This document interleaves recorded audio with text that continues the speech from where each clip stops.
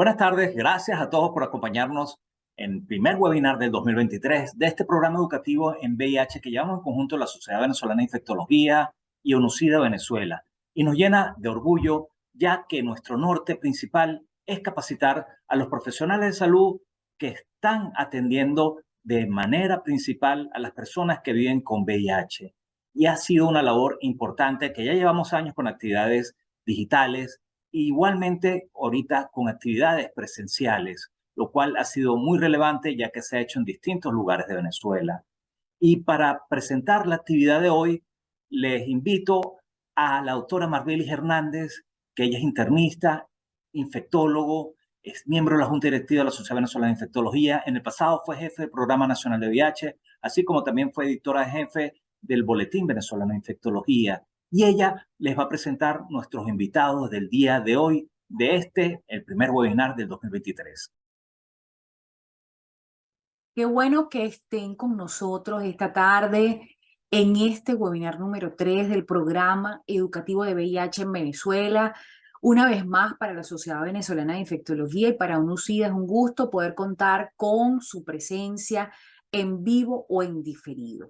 Esta tarde tenemos como invitados a la doctora Lili Soto, internista infectólogo del Hospital Universitario de Caracas, y al doctor Rafael Navas, pediatra infectólogo del estado Aragua, ambos con experiencia amplia en el manejo de personas que viven con VIH, y es por eso que es un gusto para nosotros poder tenerlos esta tarde. Cada día 4.000 personas se infectan con el VIH según el informe de ONUCIDA del año 2022, en su mayoría jóvenes entre 15 a 24 años. Y de este total, el 48% son niñas, adolescentes y mujeres. Ellas representan una población clave, están en mayor riesgo por un menor poder social y una menor protección legal. Es importante considerar que muchos son los factores que pueden incidir en ello. En el año 2020, ONUCIDA señaló que en Venezuela existían 104.240 personas infectadas con el virus del VIH y que el 25,77% eran del sexo femenino, con un incremento en este número o en este porcentaje desde el año 2011 hasta el año 2020, con un pico entre el año 2014 al 17. Las embarazadas se pueden presentar en diferentes escenarios y es sin duda alguna, como ya lo hemos señalado, más vulnerable la mujer, de 2 a 4 veces más que el hombre. Los factores biológicos, culturales, psicológicos e incluso la violencia doméstica forman parte de estos factores importantes a considerar. Cada día son más las embarazadas en tratamiento antirretroviral y resulta importante mejorar la cobertura de la prueba de VIH y de sífilis en cada embarazada. La prueba de VIH es obligatoria y así debe saberse y así debe tenerse. Desde el año 2000 en Gaceta Oficial se establece este carácter de obligatoriedad para esta prueba. Es importante también considerar que el tratamiento antirretroviral es de vital importancia para prevenir también la transmisión vertical del VIH. La atención antes del embarazo, durante el embarazo y al momento del parto o cesárea es fundamental. La atención de ese recién nacido expuesto es importante, y es así como considerar que tanto el recién nacido, el niño y el adulto funcionan y evolucionan de manera diferente en parámetros inmunológicos, virológicos, de farmacocinética de medicamentos y también en relación a adherencia a estos medicamentos. Implementar protocolos de prevención que hagan que disminuya la transmisión vertical a un 1% o menos de un 1% es importante, y tenemos todos que formar parte de esa cruzada y de esa función y objetivo. Es importante e interesante este webinar porque nos va a hablar de cada uno de esos aspectos y del manejo y consideraciones en relación a vacunas, lactancia materna y fórmulas lácteas de manera adicional. Los invito a quedarse con nosotros, los invito a disfrutar una vez más de este webinar en esta sesión de la Sociedad Venezolana de Infectología. Bienvenidas la doctora Lili Soto y el doctor Rafael Nava. Bienvenidos cada uno de ustedes.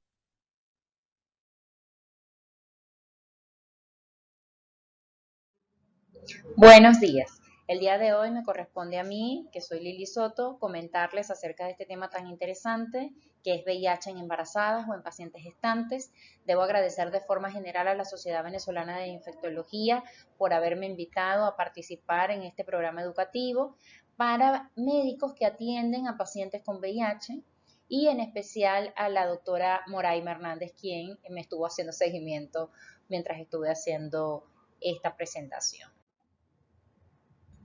Entonces, los temas a abordar van a ser la epidemiología, los escenarios en embarazadas con VIH, el uso de las normas de bioseguridad en la culminación del embarazo y los casos clínicos interesantes que les traje hoy, que evidentemente son reales y que son pacientes que acudieron al servicio de enfermedades infecciosas del adulto del Hospital Universitario de Caracas en los últimos 5 años. En cuanto a la epidemiología, debo agradecer infinitamente a la doctora Gil por haberme suministrado estos datos.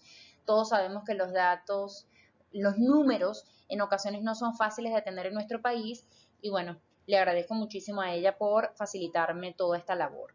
Las personas que viven con VIH y conocen su estado serológico en Venezuela en 2021, tenemos que un total de 74.611 pacientes. Eso representa el total. 24.211, que corresponde a un 32%, son mujeres. Y 50.400, que corresponde a un 67%, son hombres. Esto nos da unos datos que nos informa que evidentemente, pues, 2 de cada 3 pacientes con VIH son hombres.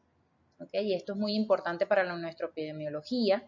Tenemos que el 93% son adultos y un 7% son niños. Y 10% de los diagnósticos que tenemos en esta tabla fueron recientes o fueron nuevos diagnósticos.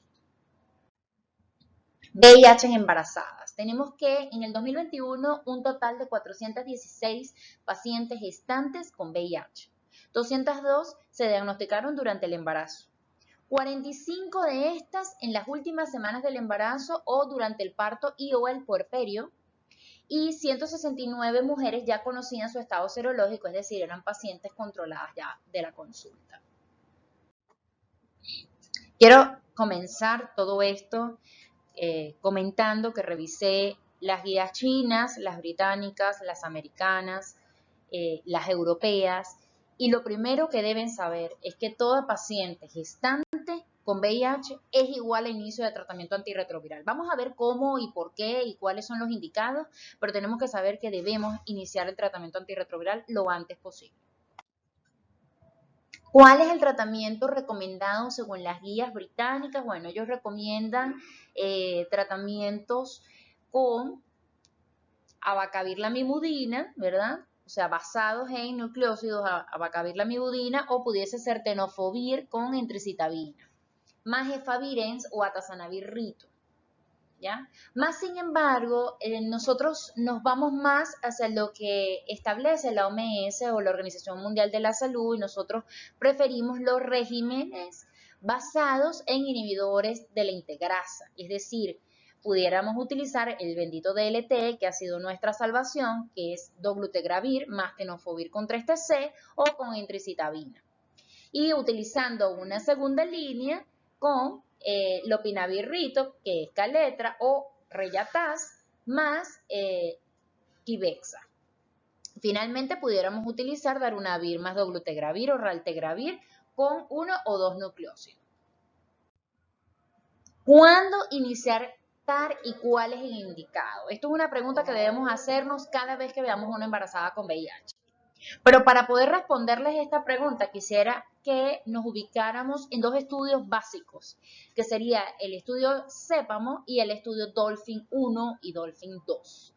El Sépamo detectó un aumento en la tasa de defectos del tubo neural en bebés que estuvieron expuestos al fármaco dolutegravir o DLG en torno al momento de la concepción y en las primeras fases del embarazo. Esto fue un estudio realizado en Botswana, en donde los pacientes tienen un déficit de ácido fólico importante, y esto se los voy a dejar allí latente para que lo piensen más adelante. Cuando en el 19 se hace el Dolphin 1 y finalmente culmina con Dolphin 2, se diseñó con el fin de comparar la eficacia del dolutegravir respecto al efavirenz a la hora de controlar la carga viral de VIH en mujeres que empezaron el tratamiento al final del embarazo. Es importante que sepan que la indetectabilidad se consiguió antes con dolutegravir con respecto a efavirenz, y que hubo menor transmisibilidad o transmisión vertical en aquellas pacientes que estaban con dolutegravir. Y no se evidenció ningún defecto del tubo neural en bebés que estuvieron expuestos al dolutegravir. Tratamiento antirretroviral en gestantes. Bueno, quisiera comentarles un poquito acerca de la historia. En la historia tenemos 3 estudios importantes. El primero de ellos es el estudio Connor en el 94, luego le sigue Petra en el 96 y finalmente el que acabamos de hablar, que es el Dolphin, en el 2019. El estudio Connor usó el AZT en el embarazo parto y posparto para prevenir la transmisión vertical en los recién nacidos, y comprobó cómo se disminuyó la transmisibilidad un 26 a un 27%, que venía previamente, a un 6% luego de la aplicación del fármaco. A este estudio le siguió Petra en el 96, que utilizó Convivir, es decir, AZT contra TC, para prevenir la transmisión vertical y obtuvo aún mejores resultados que el Connor. Y finalmente, y el más reciente, el uso del dolutegravir versus efavirenz resulta seguro y eficaz tanto para mujeres embarazadas con VIH como para sus hijos. Según los datos del ensayo, nos comenta que dolutegravir suprime más rápidamente la carga viral, lo cual garantiza menor probabilidad de transmisión vertical, y esto es muy importante. Los escenarios. ¿Qué escenarios podemos presentársenos o cuáles podemos ver? Bueno, el primero es aquella gestante con diagnóstico previo de VIH, ¿ok? Esto es sacado de las guías de GESIDA. Y el TAR es importante tanto para la salud de la mujer como para evitar la transmisión vertical. Las gestantes que reciben tratamiento antirretroviral en el momento de la concepción no deben suspenderlo si no es por una indicación médica precisa. El tratamiento antirretroviral, incluso con niveles bajos de carga viral, disminuye la transmisión vertical, por lo cual la gestación es siempre una indicación absoluta para recibir tratamiento antirretroviral. Se hará especial énfasis en la necesidad de lograr una buena adherencia al TAR a fin de disminuir la carga viral e impedir el desarrollo de resistencias. La embarazada debe conocer tanto los aspectos beneficiosos del tratamiento, reducción de carga viral y por consiguiente riesgo de transmisión vertical, como las posibles repercusiones sobre el embarazo y a largo plazo sobre el recién nacido. Y esto es un tema importante y controvertido. Lo que les había mencionado del estudio Sépamo, que se había comentado o se había asociado el dolutegravir a defectos en el cierre del tubo neural, a estos niños que tienen mielomeningocele y todo este tipo de malformaciones. Tenemos que ser bien cuidadosos cuando lo hablamos, porque a pesar de que en ese momento hubo un aumento o mayor presencia de alteraciones de tubo neural en pacientes que recibieron, bueno, en los hijos de las pacientes que recibieron regímenes a base de dolutegravir, luego se evidenció que estas pacientes tenían déficit de los folatos o del metabolismo de los folatos, es decir, del ácido fólico durante el embarazo. Y probablemente esta sea la respuesta. No se ha demostrado, por ente, que el uso del tratamiento antirretroviral durante el embarazo se asocia a una mayor frecuencia de malformaciones, y la paciente no debe lactar a su hijo en el puerperio. Esto es mandatorio. El único continente donde se prefiere que le den de lactar a los niños es en el continente africano, y esto es porque las muertes por desnutrición superan a las muertes por VIH-Sida. Gestantes sin diagnóstico previo de VIH, pero el escenario 2A, es decir, estas pacientes que se les informa que tienen un test positivo luego que se ha confirmado el diagnóstico, pero que están estables además de informárselos, hay que explicar qué es la infección por VIH, cuál es la historia natural de la enfermedad, cómo evoluciona, qué pasa si no toman tratamiento, qué puede sucederle al niño si no toman tratamiento. El seguimiento del embarazo debe incluir, evidentemente, un infectólogo, el obstetra y un pediatra con experiencia en VIH. En caso de la necesidad de otros especialistas, también se le debe involucrar al psicólogo y a los psiquiatras. Es decir, un equipo multidisciplinario. La paciente debe estar informada de la necesidad de contactar a sus parejas sexuales previas, que deben someterse a los test diagnósticos oportunos, no solo a la pareja actual, y iniciar el TAR lo antes posible, lo cual en ocasiones genera controversia. Quiero explicarles que el tubo neural se cierra en la semana 4 de gestación, por lo cual, como el mayor problema que ha habido o que se ha sugerido que hay con la administración de dolutegravir durante el embarazo es con problemas del tubo neural o del cierre del tubo neural, y los embarazos por lo general son diagnosticados luego de las 4 o 6 semanas, entonces nosotros podríamos decir que incluso antes de terminar el primer trimestre podemos con toda seguridad iniciar tratamiento antirretroviral de forma segura. Finalmente está la gestante sin diagnóstico previo de VIH, pero que para el momento del diagnóstico tiene una enfermedad avanzada o que esta paciente se encuentra ya en la etapa final del embarazo o en trabajo de parto o en el puerperio. Toda gestante no controlada con un test rápido para VIH, si este resulta positivo, será informada lo antes posible y en los casos que no se disponga de tiempo suficiente para realizar el test de confirmación, se le debe explicar de una vez. Esto es lo que sucede en nuestra realidad venezolana. Nosotros no tenemos tiempo en ocasiones, sobre todo si ya el embarazo está a término y la paciente está en trabajo de parto. No tenemos tiempo para hacer el confirmatorio. Entonces debemos explicarle de una vez que la paciente es VIH positivo y debemos utilizar varias medidas. Lo más ideal sería hacer una cesárea y la administración de AZT intravenoso intraparto. Se debe administrar una dosis de 2 miligramos por kilogramo de peso, que va a ser la impregnación, y luego miligramos por kilogramo de peso hasta lo que es el clampeo del cordón.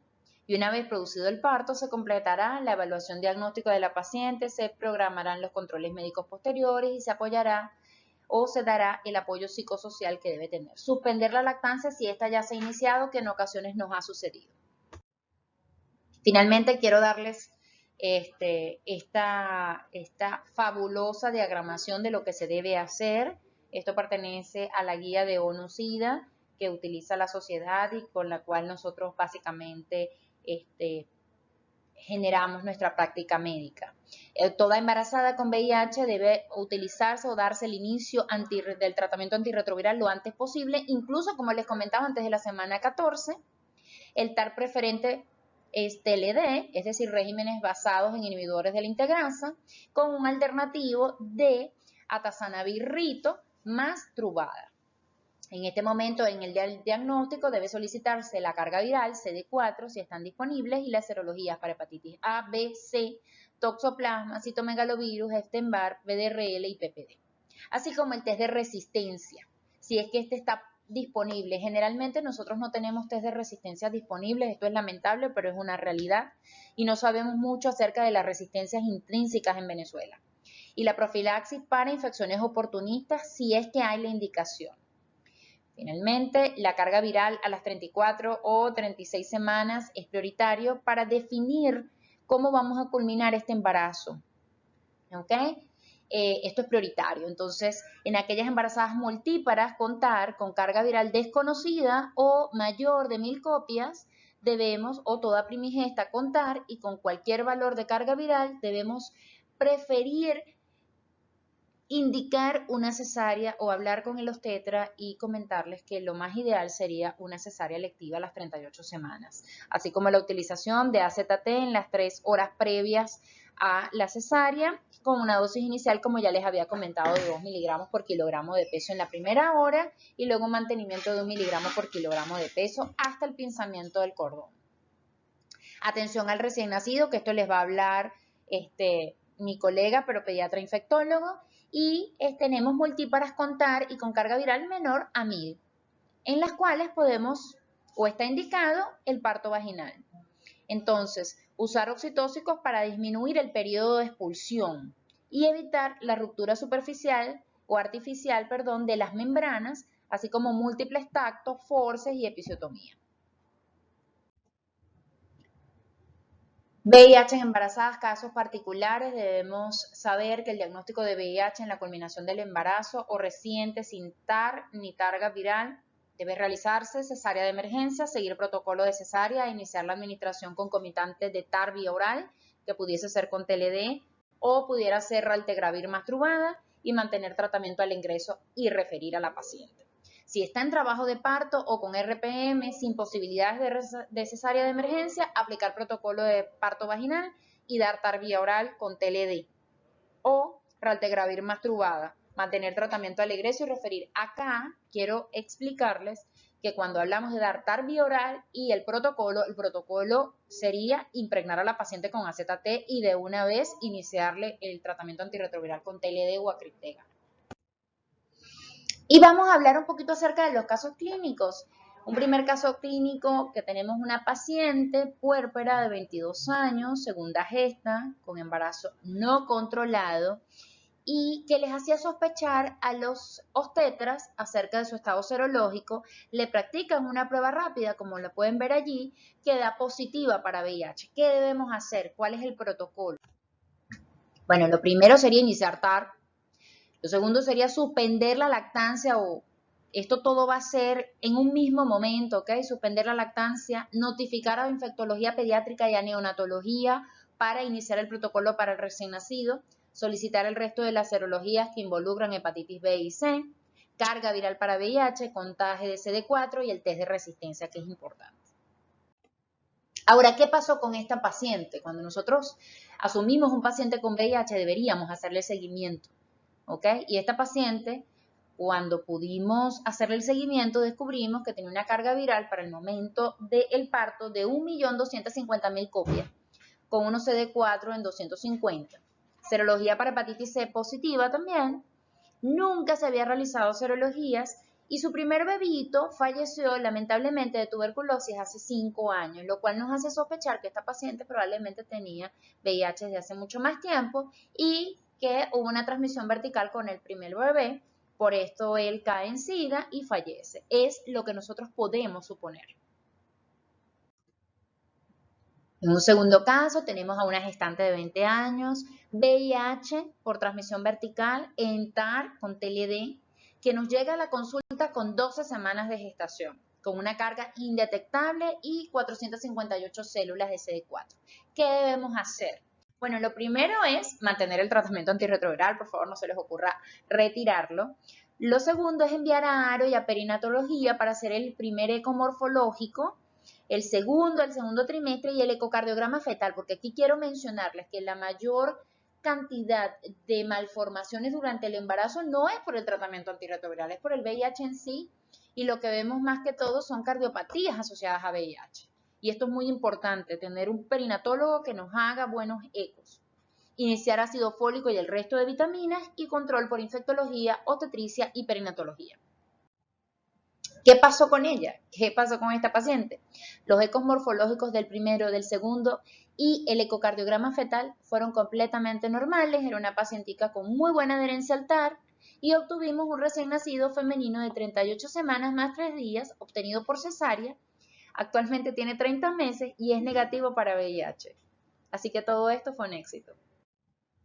Finalmente, agradecerles a todos los miembros de la sociedad que me han invitado para este programa y espero que haya cubierto las necesidades requeridas.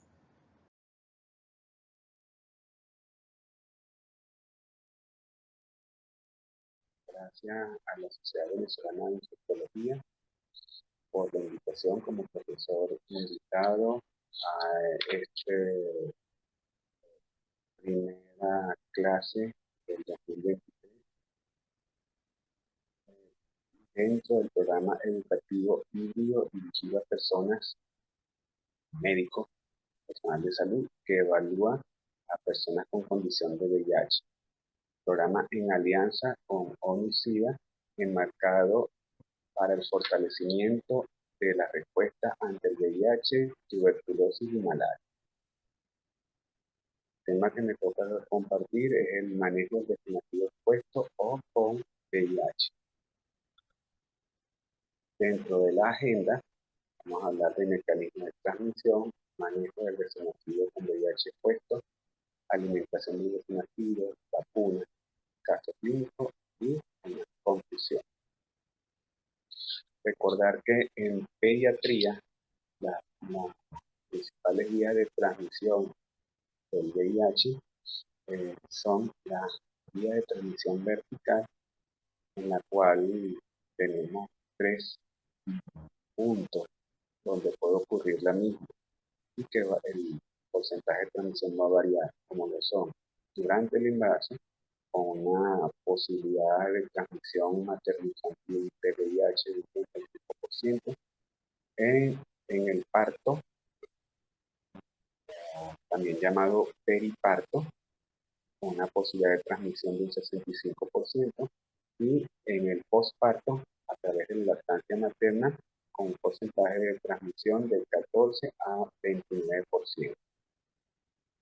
Recordar que en ausencia de medidas preventivas, el riesgo de transmisión de VIH materno-infantil oscila entre 25 y 35%. Y la siguiente vía de contagio del VIH en pediatría es en la que nosotros denominamos vía horizontal, que puede darse por el ser receptor de hemoderivado al compartir agujas ya previamente usadas o a través del abuso sexual. ¿Y qué hacemos en pediatría con este recién nacido hijo de madre VIH positivo? A este recién nacido nosotros debemos iniciar en las primeras 12 horas de vida, debemos iniciar tratamiento antirretroviral. ¿Y de qué va a depender el esquema o tratamiento antirretroviral a indicar? Va a depender del riesgo neonatal para la transmisión vertical.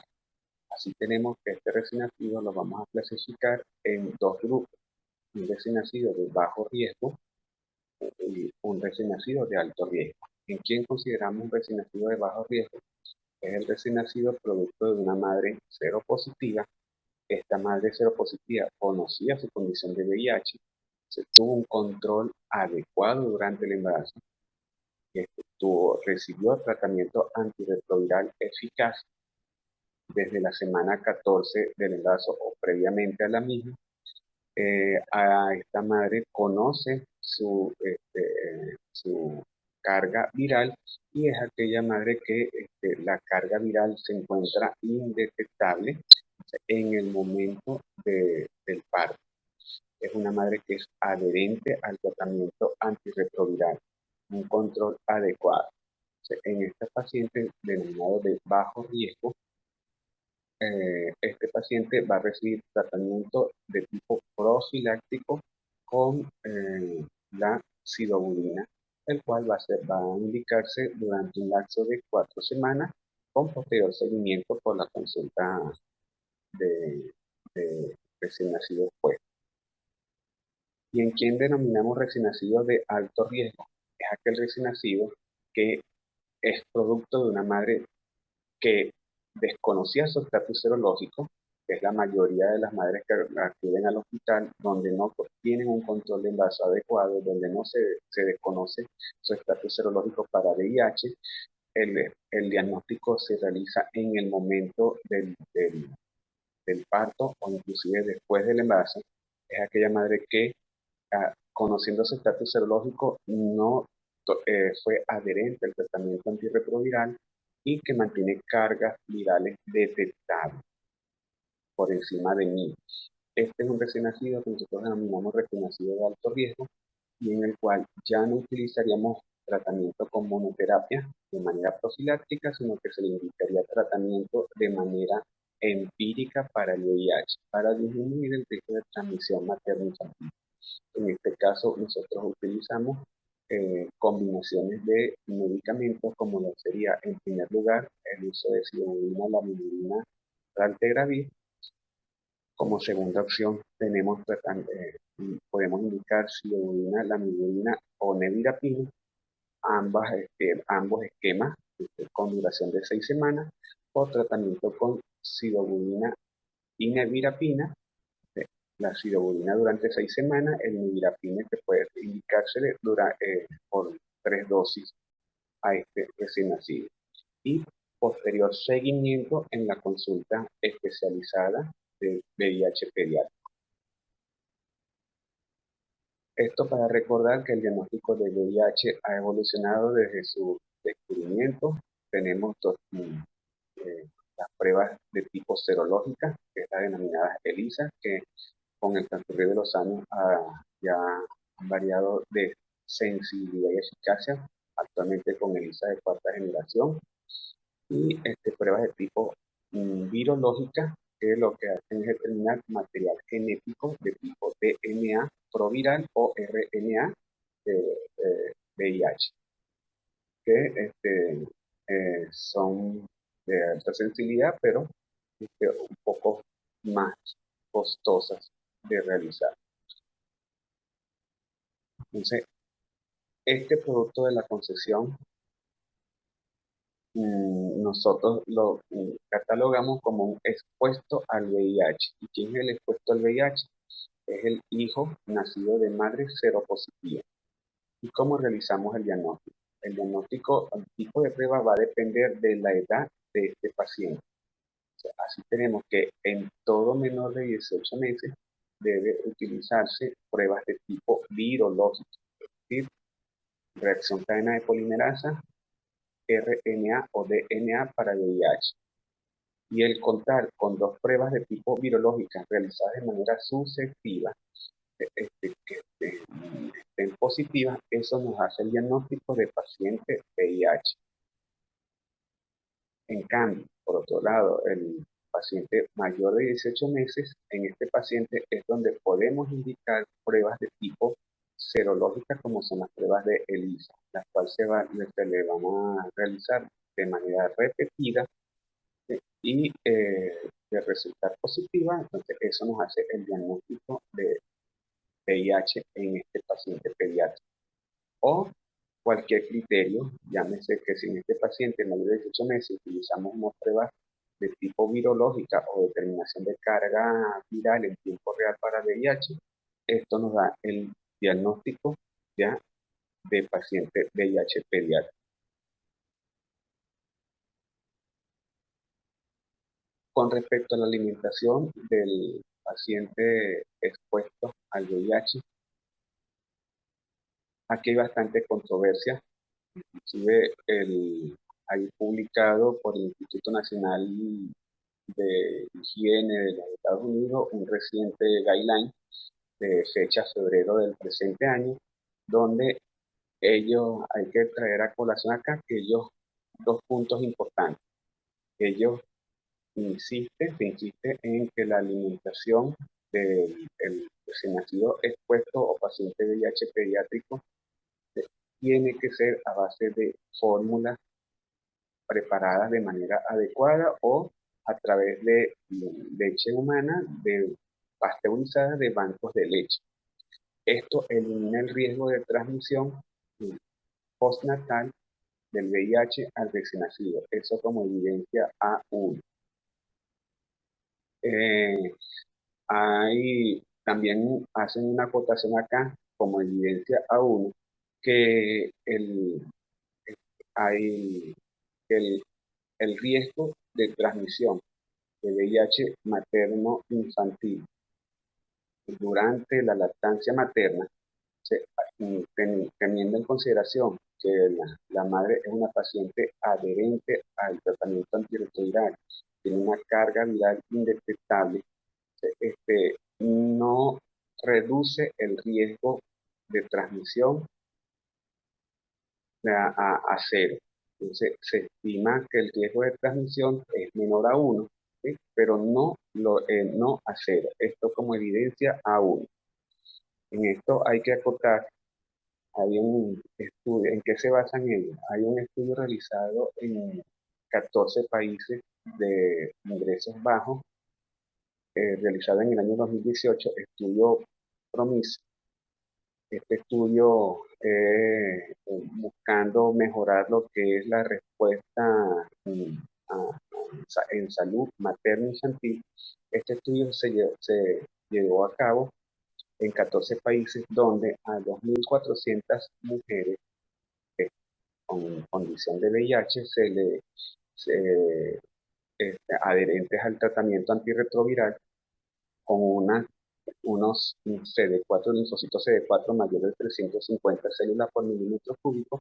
El producto de la concepción al recién nacido se le indicó como tratamiento profiláctico nevirapina y se tomaron 2 brazos. Se le hizo seguimiento de estos recién nacidos alimentados con leche materna hasta el final de la lactancia o leche materna hasta los 18 meses.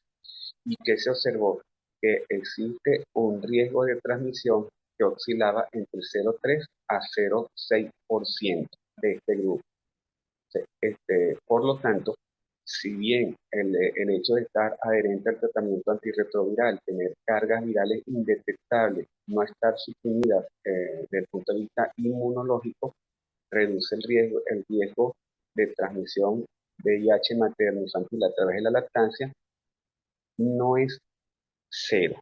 ¿Sí? Entonces, hay que tener a colación esto. En nuestro país, en Venezuela, en este momento, dadas las condiciones sanitarias de nuestro país, donde tendríamos que tener una madre que de manera mensual hagamos seguimiento en la consulta, de manera mensual hagamos determinación de carga viral. Estas condiciones, como bien lo sabemos, no están dadas en nuestro país para indicar en este momento lactancia materna. Por lo tanto, se preconiza que en Venezuela no lactancia materna del recién nacido expuesto al VIH. Con respecto a las inmunizaciones en el paciente expuesto o VIH pediátrico, tener en consideración que el paciente expuesto debe recibir todas las vacunas según la edad del mismo y correspondiente al esquema calendario. Considerar solo lo siguiente, que la vacuna de BCG, y eso lo debemos compartir con nuestra madre, la madre planteárselo que con la vacuna BCG hay riesgo de desarrollar por cada 100.000 dosis entre 400 a 1.300 casos de enfermedad local o diseminada, llámese BCG-osis, BCG-itis, esos ganglios supraclaviculares o axilares. Eso es un riesgo que hay que indicárselo a estas madres, pero hay que tomar en consideración que nuestro país está ubicado en un país con alta endemicidad de infección por Mycobacterium tuberculosis, y con la vacuna de BCG protegemos de las formas extrapulmonares, formas tuberculosas graves como lo son la meningitis o la tuberculosis miliar. Con respecto a la vacuna polioral, está contraindicada, y eso hay que recalcarlo en todo lo que son los servicios de inmunizaciones, que solo el paciente expuesto al VIH debe recibir es vacuna polio inactivada.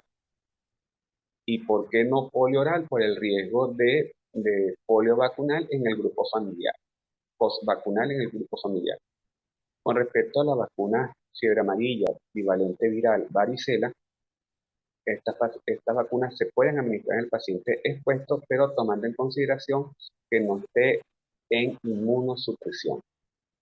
Hay que acotar acá que las vacunas no producen descenso del linfocito CD4 ni facilitan la progresión a SIDA. Y recalcar siempre en nuestras consultas que las vacunas salvan vidas.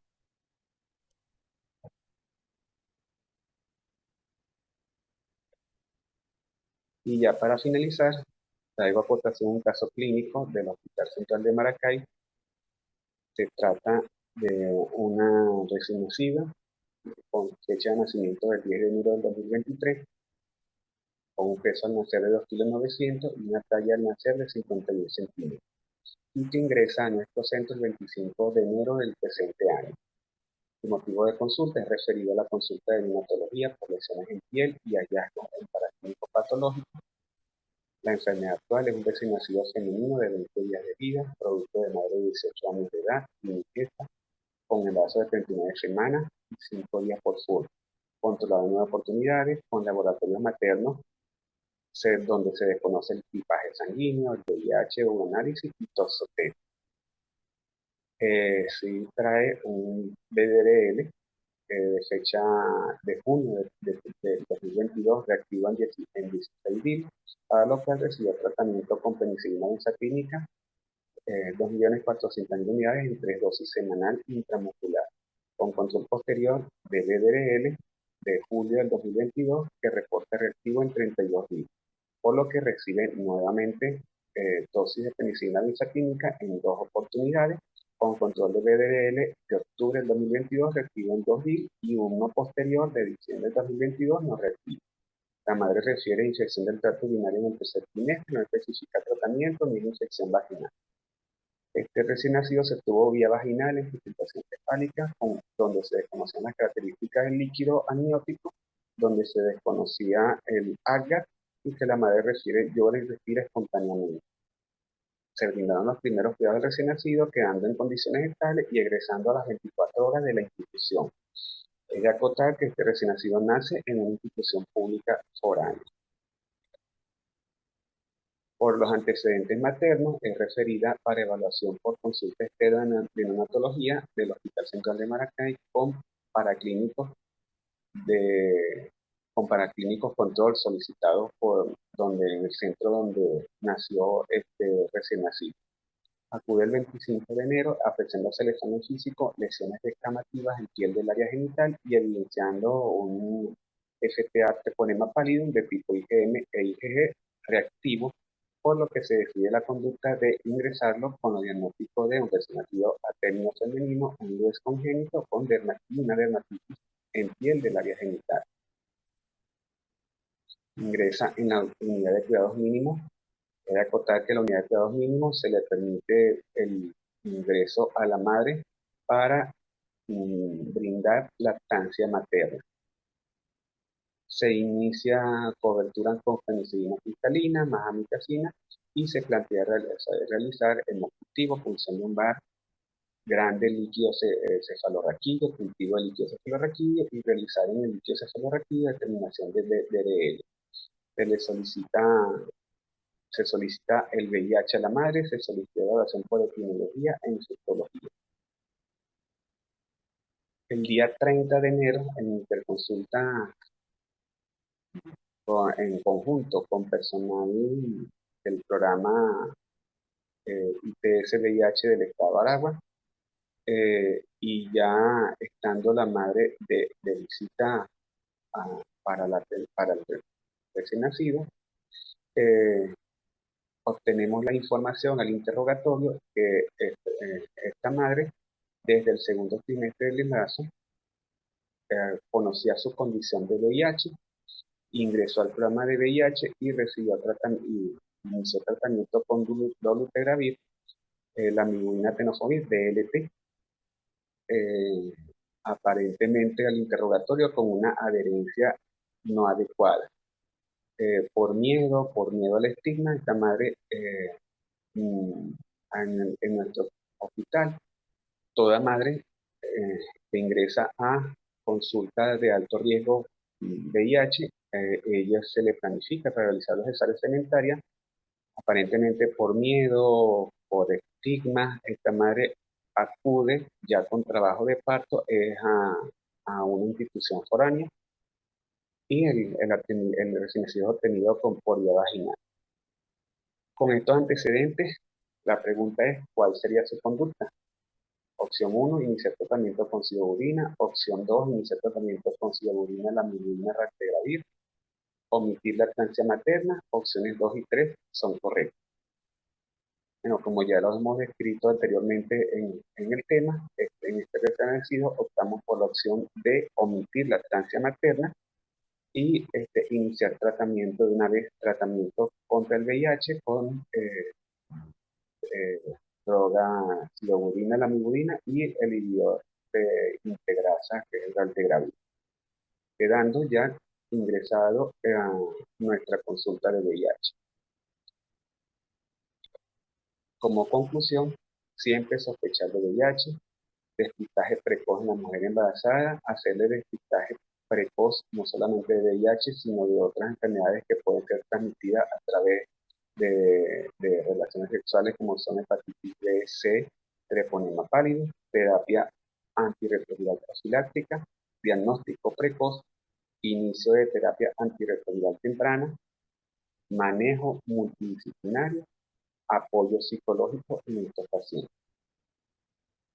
Por atención, muchísimas gracias.